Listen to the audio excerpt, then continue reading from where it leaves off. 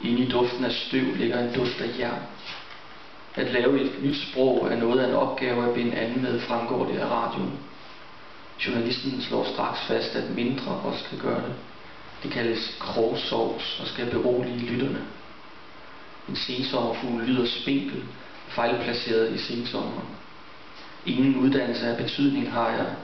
Hvem uddanner betydning? Læsere. Er du færdig med at være obsternasi nu, siger måneskinsbønderne til månen, for at lokke den ind på scenen.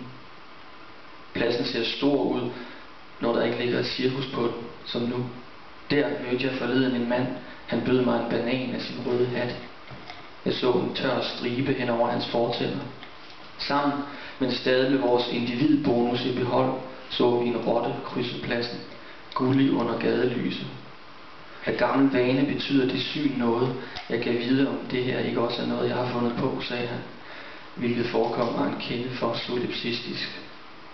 Nu er der ikke cirkus længere, ingen mester Pubes, ingen selvgenkendelse for elefanten, kun alt, allerede og altid, melankoliens ord, hysteriets, den resignerede jegmæssigheds.